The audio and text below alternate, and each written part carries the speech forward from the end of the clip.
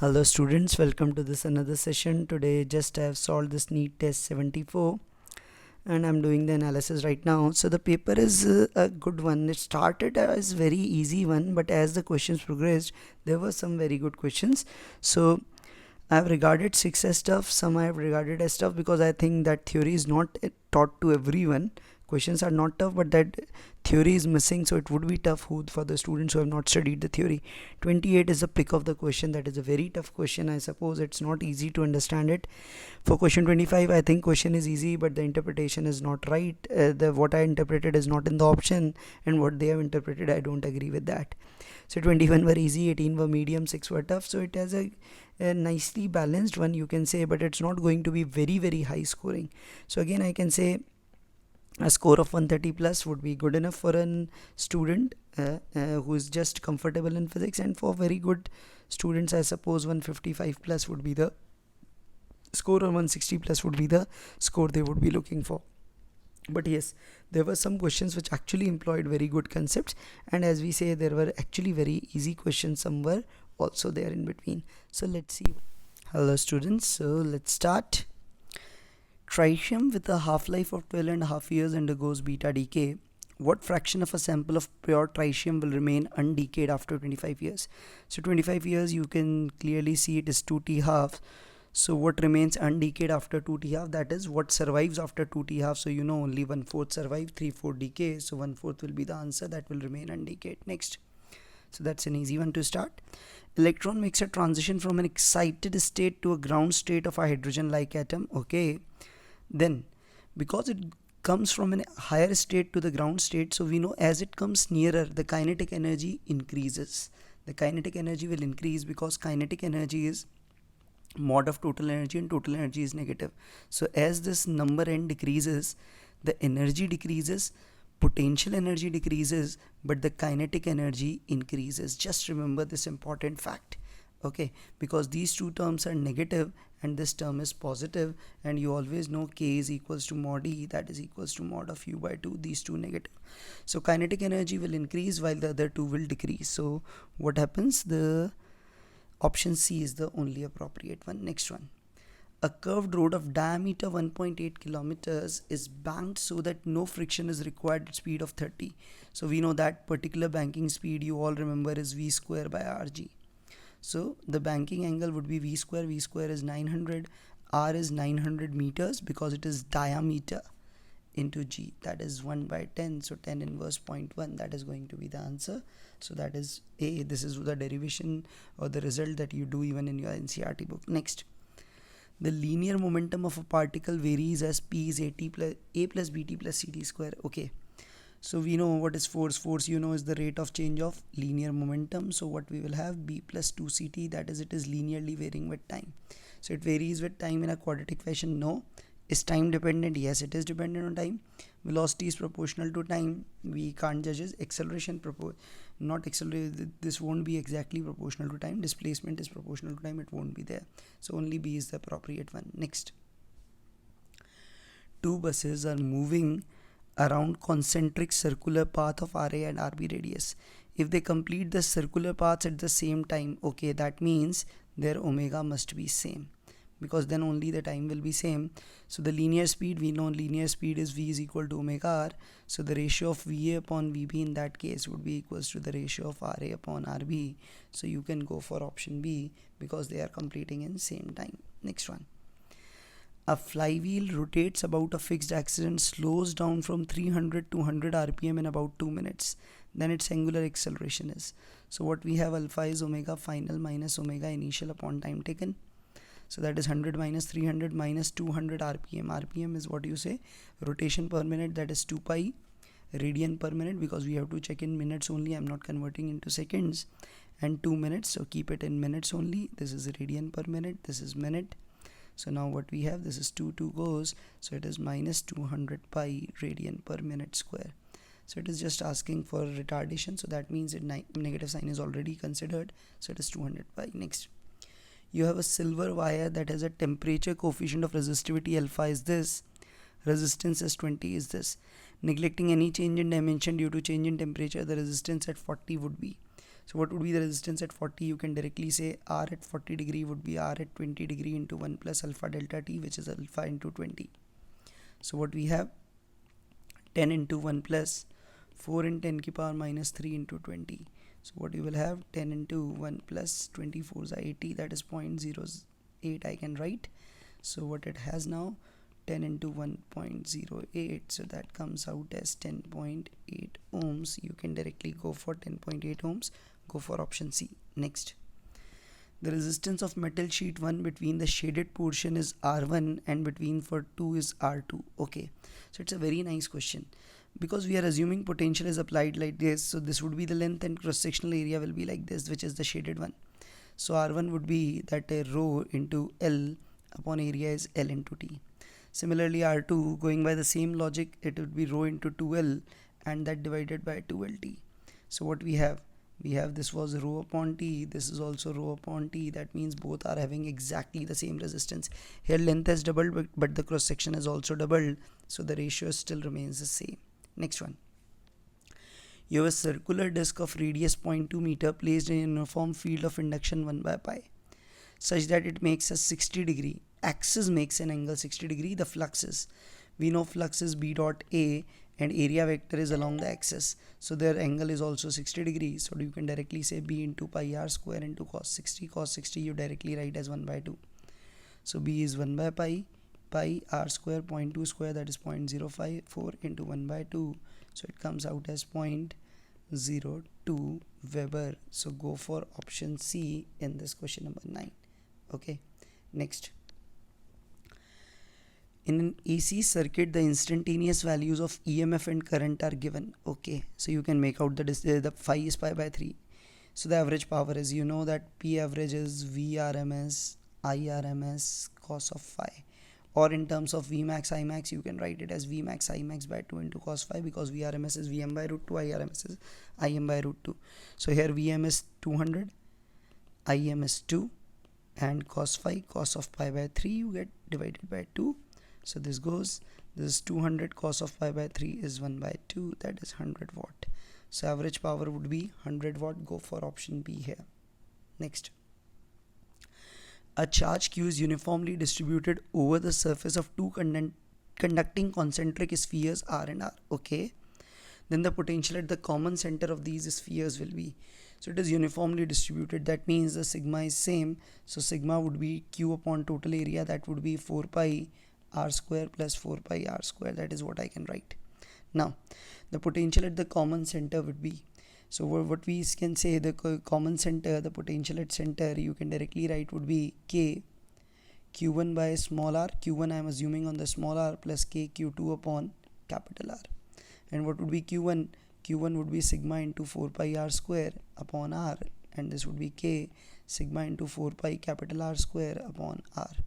So what we have now, K I can write as 1 upon 4. Okay, you could leave K into what I have, sigma 4 pi, I leave it, it would be R plus R. And what is sigma? So K into 4 pi, sigma is what you had, Q upon 4 pi, I can take common, R square plus R square, and that would be R plus R. So cancelling it, what it get, looking by the options, it goes for option B. Next one. Two identical capacitors have same capacitance C. One of them is charged to V1, other to V2. The negative ends of capacitors are connected together when positive are also connected. That means a simple rewiring. So decrease in energy, you can directly say delta U loss is direct U formula. You remember even for your board exams, C1 plus C2 here with the same polarity. So it is V1 minus V2 whole square. If it was opposite, it would be V1 plus V2 whole square. So C1 and C2 both are equal. So it comes out to be C by 2 into V1 minus V2 whole square. So going by this option, it would be option C. That's a standard result you generally use even in your board exams that I already told you. Next, you have a body of mass small m placed on the earth's surface. It is taken from earth's surface to a height h equal to capital 3r. The change in gravitational potential energy is what you will say, delta U is U final minus U initial. Final would be minus g mm, height of 3r, so from the center it would be 4r, minus will become plus. When it was at surface, it is g mm by r. So now what you have 3 g mm by 4r, multiply and divide by r. So this gm by r square is g at the surface, so it is 3 by 4 mg at the surface into r.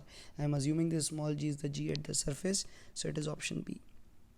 Next, two planets have the same average density, okay, their radiuses are in this ratio. If g and gb are the acceleration, then we directly remember g at surface is rho into what we have, or better I should write it is g into 4 by 3 pi rho r. This is the result that you would remember. You directly write g in this particular form. So what we can say, GA upon GB, because density is same, would be RA upon RB, and RA upon RB is 3:1, so directly it is 3:1. Next, what it says now, three rods of same dimension have thermal conductivities 3K, 2K, K. Okay, they are arranged as shown in the figure below. Then the temperature at the junction, it is like the junction law you apply. Let it be T, let's all the current be coming like this. So what I can say, let it be coming H1, let it be coming H2, let it be coming H3. All are coming towards 1, so the sum must be 0. Now what is H1? H1 would be coming from 0 to T. So what I should I write? The result you have Ka delta T, that is A is same. So Ka by L into delta T. K is K. I should write capital K, that is given. Ka delta T is 0 minus T. For H2, what I will write? This is 2K, that is the K into A, and here the change would be 50 minus T over what we have L, and the third one is 3K A into 100 minus T over L, that is 0. So A by L goes, K factors also goes, so it is minus T plus 2 times 50 minus T plus 3 times 100 minus T equals 0. So what you have, T, 2T, 3T, that is 60 goes there, that would be 100 plus 300. So T comes out as 400 by 6, or you write it as 200 by 3 degrees Celsius. So it's option A that you can tick for. Okay, next one. A gas expands with temperature according to the relation like this, where K is a constant. Calculate work done when the temperature changes by 60 Kelvin. So K is a constant, so what I can write, it is V into T ki power minus 2 by 3 is constant, or it's better directly convert into polytropic. I can write T as, T generally what you write as PV upon RT, PV upon NR, sorry, PV upon NR to the power 2 by 3. So what you will have now, so if you convert it, what you will have, P2 by 3 V to the power minus 1 by 3 is constant, or you can write it as P square V minus 1 is constant, or better you write it as P1 V minus half is constant. So this is a standard polytropic one. So work done, I have told you in that 5-minute video. If you have watched it, please watch it. If you have not watched it, it is NR delta T upon 1 minus X. So here X is minus half, so it is NR delta T upon 1 plus 1 by 2 it will become. So 2 by 3 NR delta T, that is what we have. So what we have, 2 by 3 NR delta T, that is NR into 60. So it is assuming, I am assuming it is taking to be 1 mole.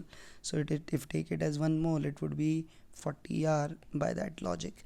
So the work done for 1 mole it should be, and it is equals to 40 R. You can directly go for it. Next one. An ideal gas is taken through the cycle A2, B2, C2, A. This is the cycle that is being given to you. If the net heat supplied to the gas is 5 joule, then the work done by the gas in the process C2A is. So net heat is Q net is W net for a cyclic process, you all know. So what we can write, WAB plus WBC plus WCA, because it is supplied, so it is positive, so plus 5. Now WAB, you just remember the x's are inverted. P is on the x and V is on the y. So BC is isobaric, so work done in BC is 0, and work done in AB would be P delta V, that is 10 into 2 minus 1 plus WCA equals to 5. So it is 10, so WCA comes out as minus 5 joule. So simple application of the basics of the cyclic process that you do many times. Next, a mole of an ideal monoatomic gas at temperature T0 expands slowly according to the law P by V is constant. If final temperature is 2 T0, the heat supplied to the gases. So again it's a polytropic one. PV minus 1 is constant. So the value of C is CV plus R upon 1 minus X, that you write. CV for mono is 3R by 2. X is minus 1, so it is R by 2. So it comes out as 2R. So Q would be NC delta T.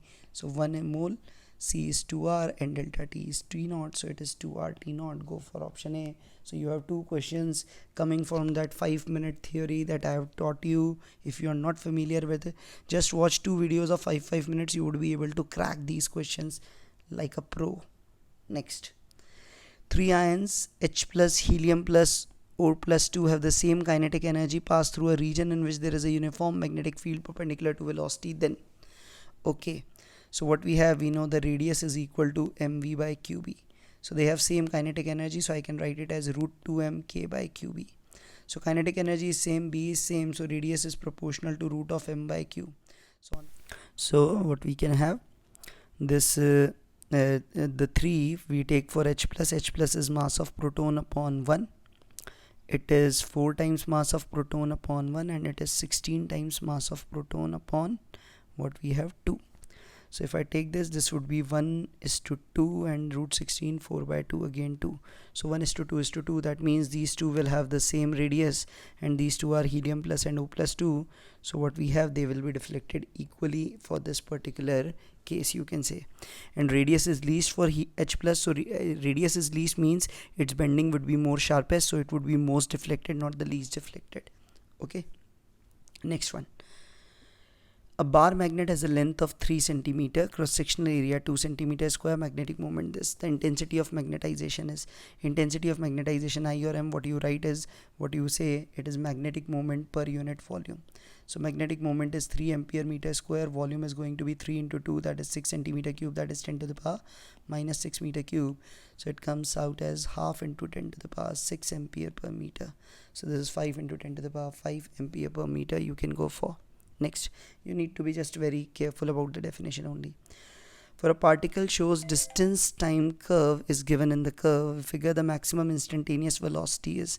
So you remember instantaneous velocity is given by the slope. So here the slope is increasing, here now it is decreasing. So you can clearly make out the maximum slope will be around c. So the maximum instantaneous speed will be for c. So simply just check where the slope is maximum. Next, bomb is dropped from an aeroplane flying horizontally with this speed 416.9. Okay, at an altitude of 980, the bomb will hit the ground after a time.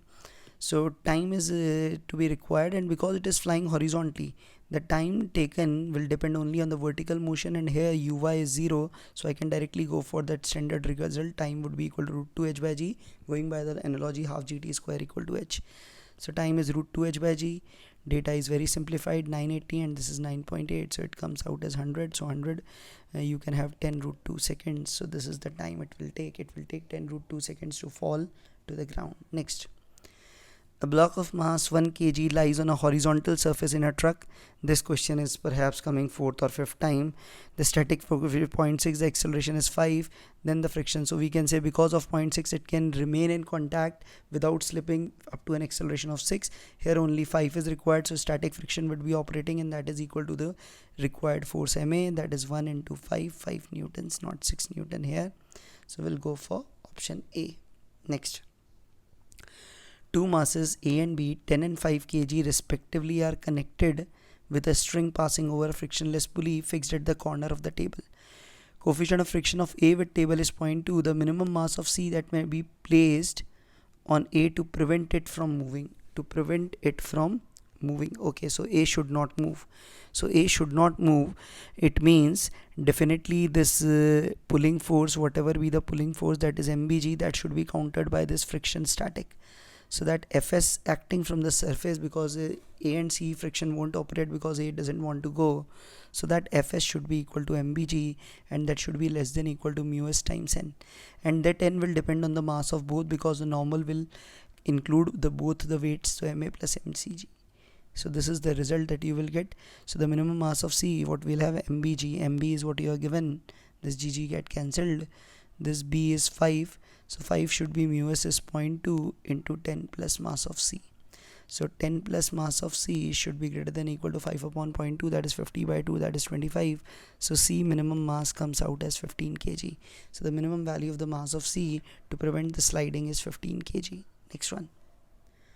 A sample contains a large number of nuclei. Probability that a nucleus in the sample will decay after 4 half-lives. So all have the same probability. So after 4 half-lives, it should decay. That means it should survive for the will decay after 4 half-lives. So the nucleus decays after 4 half-lives. That means it survives 4 half-lives. So for surviving 4 half-lives, you know after 4 half-life only 1 by 16 will remain. So the probability that it will survive 4 half-lives is 1 by 16. So no option is given, and they are given answer at 15 by 16. This would be the answer. This is the probability that it will decay in 4 half-lives. So the language is not clear, and they have not given 1 by 16. 1 by 16 should be the answer.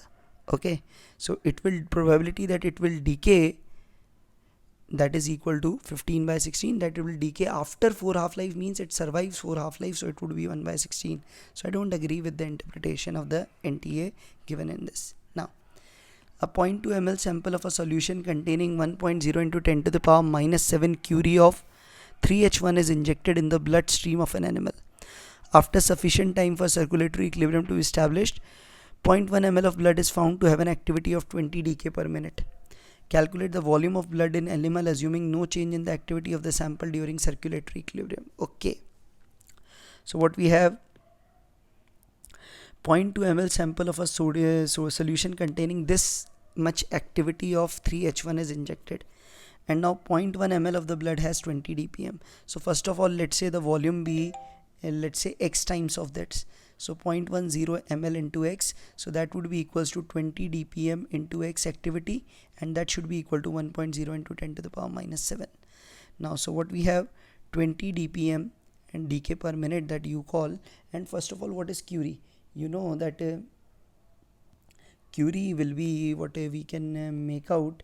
Curie will have what we say, 0.1 ml of blood we have given a curie conversion, that you remember that the curie is 3.7 into 10 to the power 10 dps.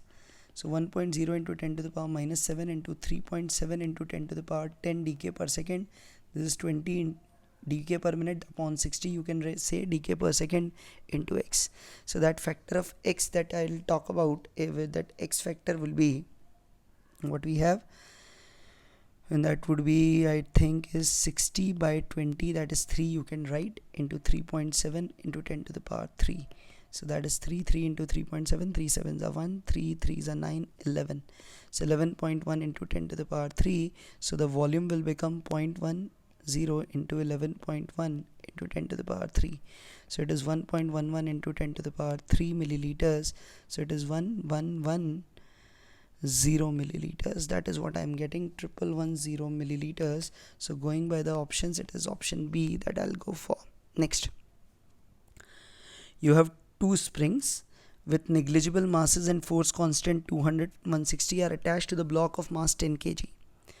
Initially, block is at rest at equilibrium. Both are neither stretched nor compressed. At time t equal to 0, a sharp impulse of 50 is given to the block with a hammer along with the spring. Okay. Period of oscillation for the masses. So first of all, period does not depend on that what force is given here. Here you can say both will be not in series, they will be in parallel. So K equivalent, because if it is displaced by x, it will push a force K2x, it will also push a force K1x. So equivalent is K1 plus K2, that is 360. So time period is 2 pi root m by k. M is 10 upon 360, that is 1 by 36, so 2 pi by 6, that is pi by 3. So the first option is wrong.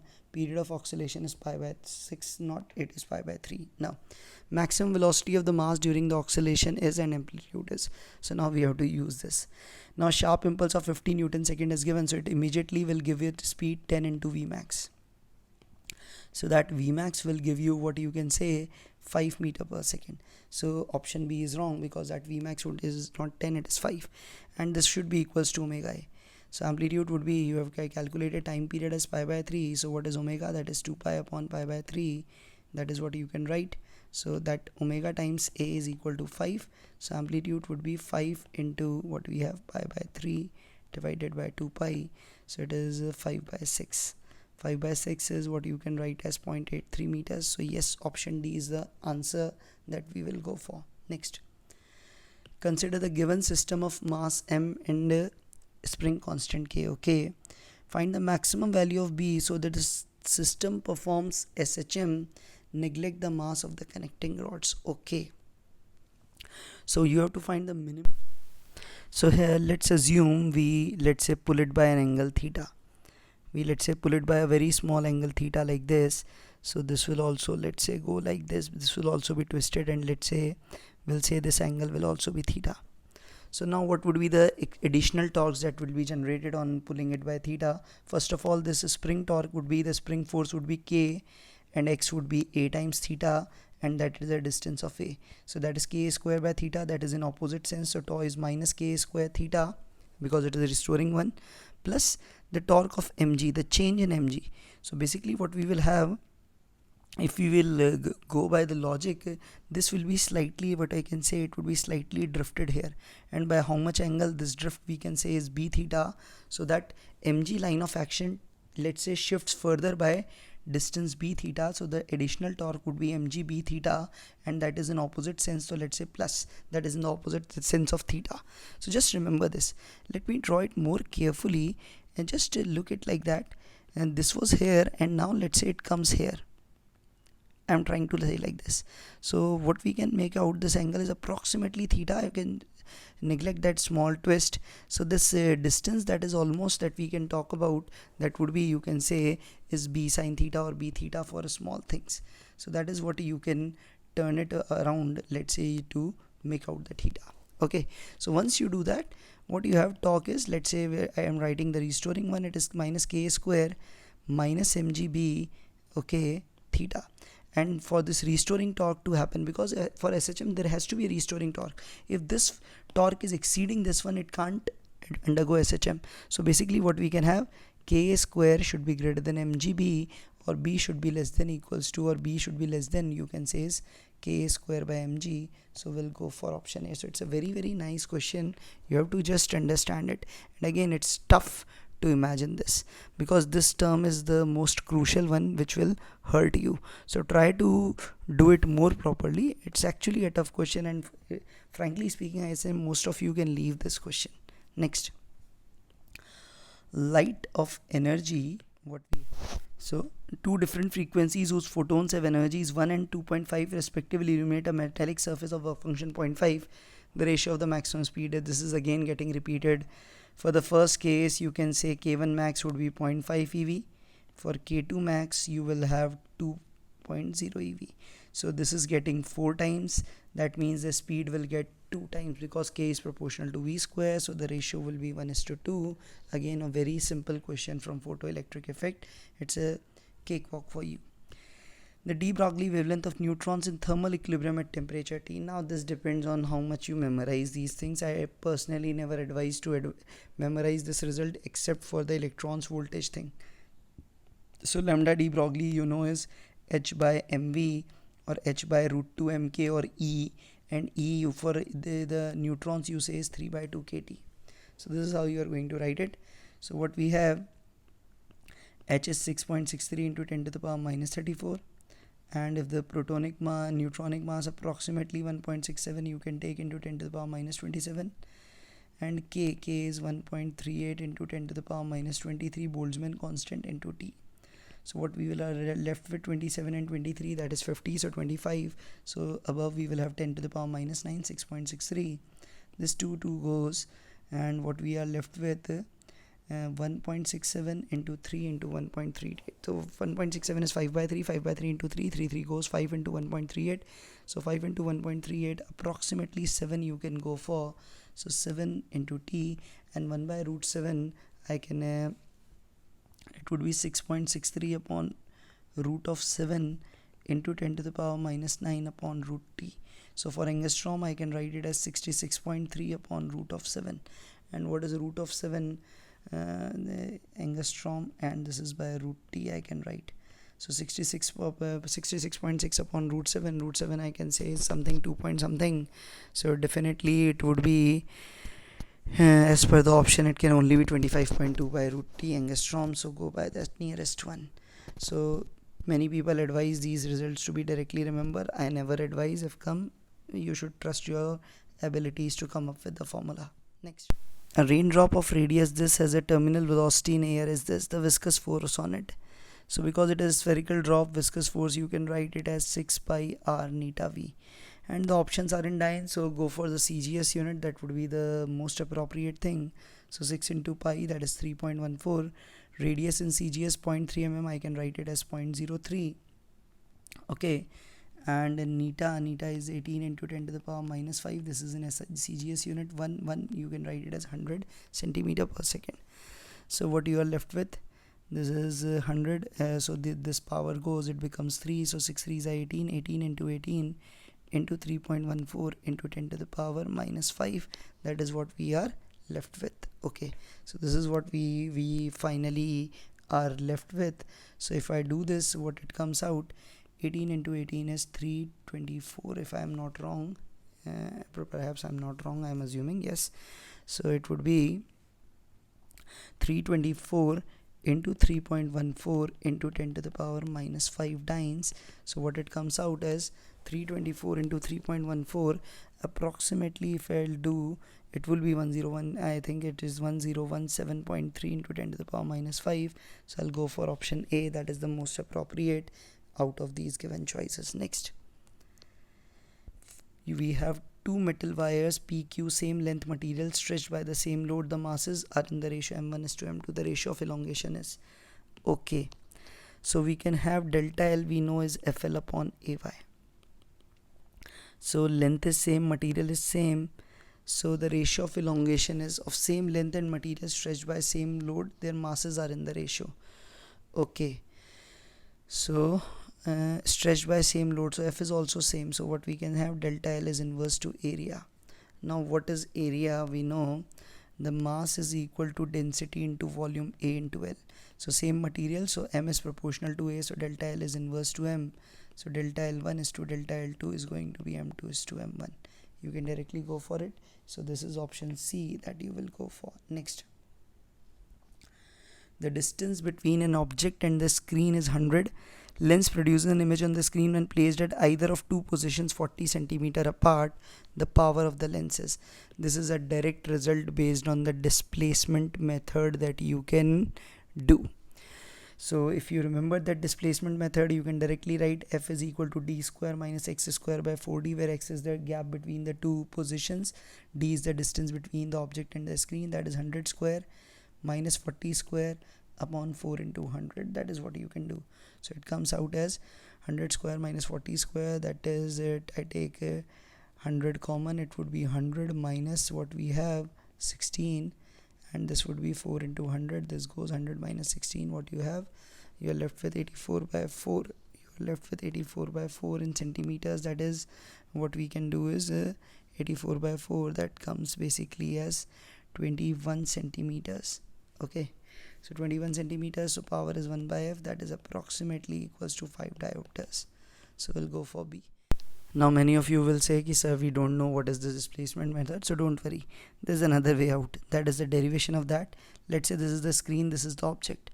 So for two positions of lens you are getting the image. So let's say first is like this. So let's say this distance was, let's say U, and this distance was V. And in the second case, by the analogy, this will be U and this will be V.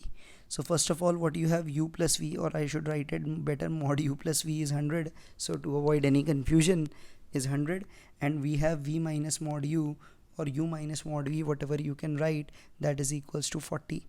So what it leaves with, it will leaves you one of the thing, that is mod U and mod V. So V will be coming out 70 and U would be, let's say, coming out as 30, or you can have the vice versa. So what we will have, 1 upon 70 minus 1 upon minus 30 equal to 1 upon F. So what we will have now, 70 30, that is 210, that will be 3 plus 7, that is 1 by F. So what we'll have, F equals to 21 centimeters, and you could go from there also. So it's not a tough thing, it's just reciprocity, because the two images would be like that. If in the first case magnification is 2, in the other one it would be half. Next one, a biconvex lens of focal length f forms a circular image of a radius r of the sun in the focal plane. Which of the option is Correct. So what we can do here, this is a very common question, first time asked in IIT JEE many years back. So let's say these are the rays coming from sun, this passes through optical center, this goes from somewhere here, and let's say this goes somewhere here, and let's say like this. Because the rays are coming from infinity, you all are damn sure that this image will be formed at the focal distance f. Okay, and let's say this angle is theta, so this angle will also be theta.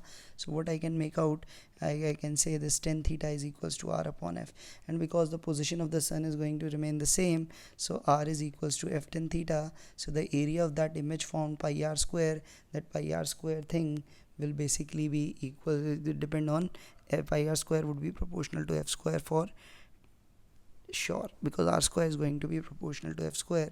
That is what you can have here. Okay, next, a rigid body is made of 3 identical thin rods. Let's say it is letter H, okay, each of length L. The body is free to rotate about horizontal axis that runs along the length of one of the legs. Okay, the body is allowed to fall from rest from a position in which the plane of H is horizontal. What is the speed when the H becomes vertical? First of all, find out the moment of inertia about this. So I can write it as I of the rod A plus I of the rod B plus I of the rod C. For I of the rod A it is 0, I of the rod B this would be ml square by 12 you can say, and for C again about this axis would have been 0, but you have shifted it by L, everything is shifted by L, so it would be 0 plus ml square, that is ml square. So what you have, this is not ml square by 12, sorry, this is ml square by 3 because it is one of the end, so it is 4 ml square by 3. This is the moment of inertia. Now what happens when the plane shifts? So the cm of the A rod remains same, the B1 shifts by L by 2, the C1 shifts by L. So the loss in potential energy, gravitational potential energy, you write for A is 0, for the B1 is mg into L by 2, and for the C1 is mg into L. So this is 3 mg L by 2. So what I can say, using energy conservation, this loss 3 mg L by 2 is equal to half I omega square. So half 4 ml square by 3 into omega square. So you have m goes, L and L goes, 2 and 2 goes, so omega square is 9g by 4L, so omega comes out as 3g by 2L. That is what I'm getting, if I'm right or if I'm wrong. Okay, omega square is this, so this would be 3 by 2 root g by L, so it is going to be option C. Next, ring of mass m is kept on a horizontal rough surface. Force F is applied tangentially, the coefficient of friction is mu then. Okay, so what will happen now? So just look at it, because it is a ring. First of all, look about this, let's look about CM only. So if I do about the CM, let's assume there is no friction. So let's say look only by the F. So what is the torque it generate? Fr, that Fr would be equal to mr square, because I about Cm into alpha. So alpha comes about as F upon mr. Okay, and F equals to MACM. If I do that, acceleration of CM will come out as F upon M. So what you have, ACM is automatically coming as alpha r. ACM is automatically coming as alpha r. That means the condition of rolling is automatically satisfied. Therefore, friction will need not act. No requirement of friction, whether forward or backward. If ACM would have been greater than alpha r, then you would have needed more torque in this sense, then friction would have acted backwards, and if it was other case, then friction would have acted forward. But in this particular case, nothing is required, no friction is needed, the force is very intelligently applied, it is self-sufficient for pure rolling. Next, a PN junction is in series with a resistance of 5 kilo ohm and connected to a 50 volt supply. If the forward bias resistance is 50 ohm, the forward bias current, you can directly say 50 upon 5 kilo ohm, that is 5000 plus 50. So 50 upon 5050. I think we have done this question once more. So it is 1 upon 101 ampere, and approximately what you can write it would be 1000 upon 101 milliampere. So if you do this, this would be 9.9 milliampere. So go for option D in this particular case. Next, given the following truth table where AB are inputs and Y are the outputs. So what we have, 0 0, it gives 0 only for 1 1. That simply means it is reciprocal of AND. This is the NAND gate, the universal gate.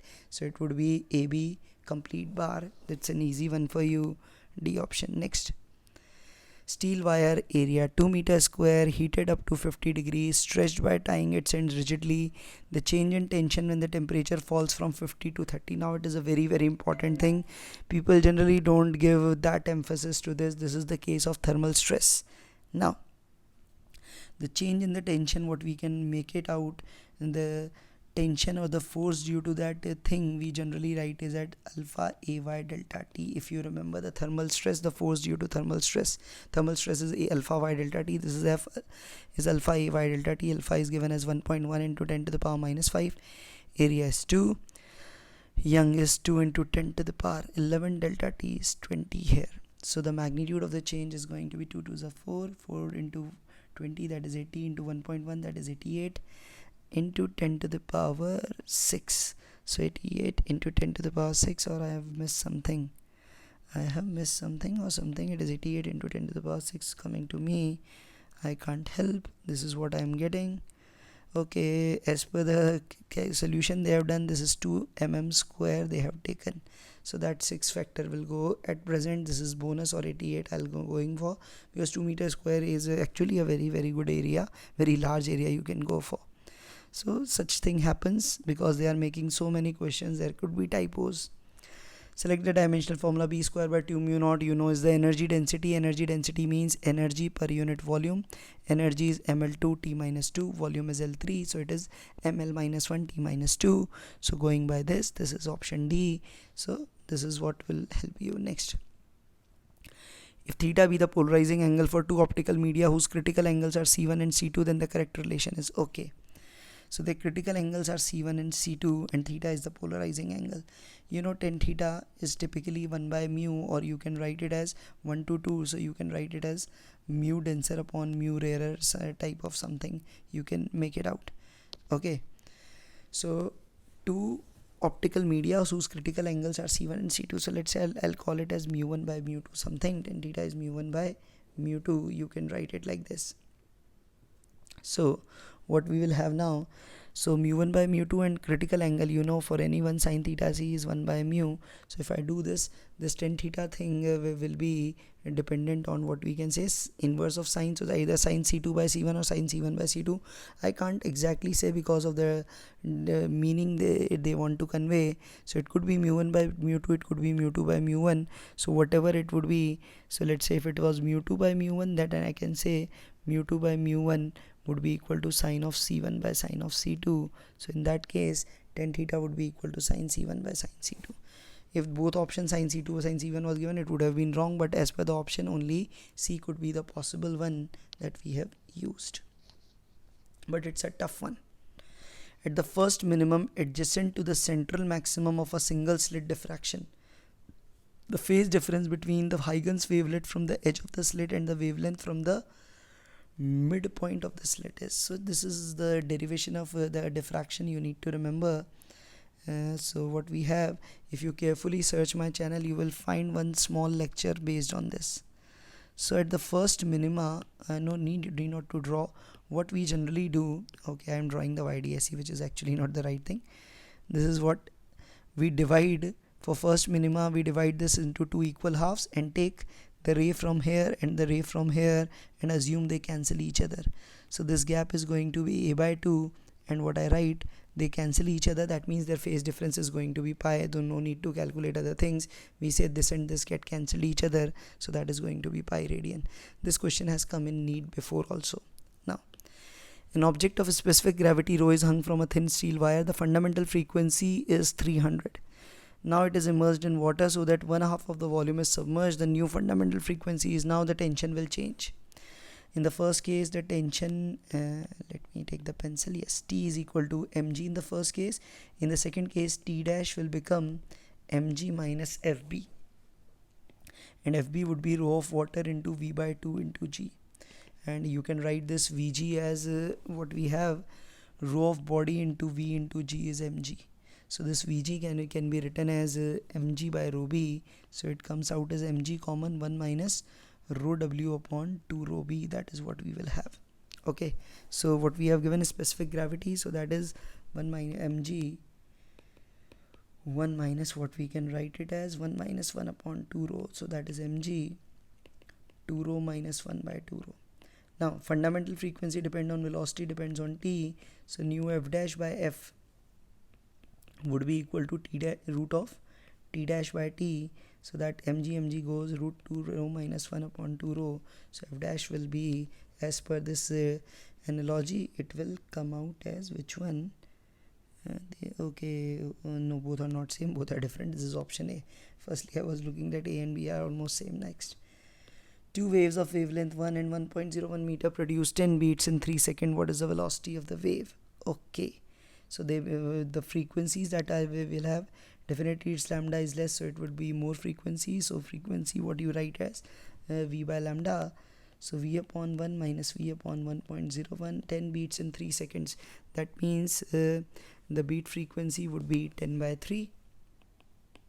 This is what we get. So v, what you will have, 0.01 upon 1.01 we can have, that would be equals to 10 by 3. So v comes out as 10 into 101 by 3 I can write, so it is 1010 by 3. So going by this could be 336.6. Next, last one. A uniform chain of length 2 meters kept on a table such that the length of 60 hangs freely from the edge. Okay, total mass is 4, work done in pulling the entire chain. So what we have, this 60 centimeter is outside, so this 60 centimeter means its cm would be down by 30 centimeter, and the mass of this hanging part would be total mass upon 200 into 60. That what you can say. So that is 4 into 6 by 20 you can write, that is 24 by 20, that is 6 by 5 kg. Okay, 6 by 5 kg, so am I right? Yes, it is 6 by 5 kg. So the work done required would be the change in potential energy, that is 6 by 5 kg into g into height gain is 30, that is 0.3. So this is 6 into 3 by 5, 18 by 5, 18 by 5 is 3.6 joule. So that's a standard one, just you have to put the numerical values carefully. So this was today's paper. Thanks for watching. Keep sharing, keep subscribing the channel.